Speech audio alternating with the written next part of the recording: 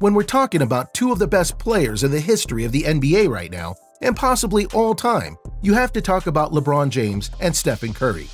Two players who had two very different rises to fame and prominence in the NBA and have dominated the game in their own ways and rights over the years. Ironically, they both have 3 rings, and many feel they'll get more in the years to come. But one thing that helped define these two is that they've met in the finals a lot. And this led to some big moments, and one key piece of trash talk that backfired heavily. Be sure to like the video and subscribe to the channel. Number 6. Just to be clear here. Usually when you hear about trash talk in the NBA, it's usually between players that don't like each other, or they have a major grudge or some other beef. But in truth, LeBron James and Stephen Curry have a great amount of respect for one another. When Curry was in college playing for Davidson and turning the basketball world on its head, LeBron was there watching.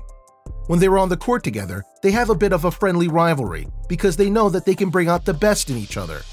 They're two very different players in terms of style, frame, and skill set, and yet they're both former multi-MVPs and finals champions. So there is a common bond between them that many other NBA players don't have. Now, do they talk trash? Of course they do. They're NBA players. They are supposed to talk trash, even if it's only in jest. But the most famous piece of trash talking that Stephen Curry did on LeBron was one that he truly regrets because of how things went down. Number 5. The lead-up. So if you somehow didn't know, the Golden State Warriors and the Cleveland Cavaliers went and had one, not 2, not 3, but 4 matchups in the NBA Finals for 4 straight years. We're only going to talk about 3 of them for a very simple reason. They're the ones that matter here. You see, in the first matchup, the Golden State Warriors were one of the hottest teams in the league, led by, of course, Stephen Curry and his impressive skills behind the three-point line, and everywhere else. They won in 6 games against the Cavs, in which it was LeBron's first year back with them after winning 2 titles in Miami, and thus got the Warriors their first title in 40 years, which is a long drought, but they did it. Then, in the following season, the Golden State Warriors went off. They broke the regular season record for wins and got a record of 73-9, beating the Chicago Bulls led by Michael Jordan record of 72-10. And just about everyone felt that because they were so dominant that they were going to win the finals handedly, except once again, they had to go face the Cavs. Number 4. The trash talk. So now you know the story up to that second match in the NBA Finals. Curry and the Warriors seemed destined to win, and LeBron was desperate to finally win one for Cleveland, which he hadn't been able to do before. However, in Game 1 of the Finals, things went exactly as you would expect, mainly in that the Warriors won in decisive fashion. This led to an interview before Game 2 where Curry made the trash talk that would lead to his doom. Because when he was talking about the state of things and his expectations, he made a note that he hoped the locker room still smelled like champagne, referencing how they won last year and were all but certain to win again. Except that really made LeBron angry. In fact, he wasn't even asked about those comments from Curry and said that he was disappointed in reporters for not asking him about it because he had quote-unquote an answer to that statement. But he walked off before reporters could honestly ask it. Number 3. The 3-1 lead. So, at this point, you might think that LeBron responded with a triumphant rise to action in Game 2, right? Except he didn't. Things were a little chippy between LeBron and Curry, but it didn't go too far outside of a shove or two. Fast forward 2 games, and the Warriors were up 3-1. This is important because in the history of the NBA Finals, no team had ever come back from a 3-1 deficit. And just about everyone felt that with this dominant lead, the Warriors would win.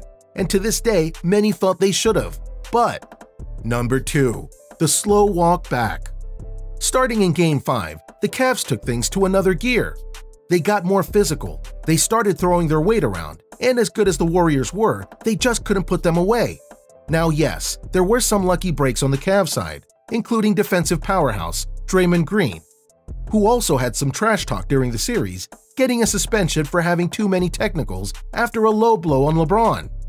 But suddenly, the Cavs were back in it. They forced a Game 7, and to the shock of the entire world, the 73-9 Warriors lost, giving the Cavs their first final victory ever, giving LeBron his 3rd ring and giving him validation for everything he had done, past and present.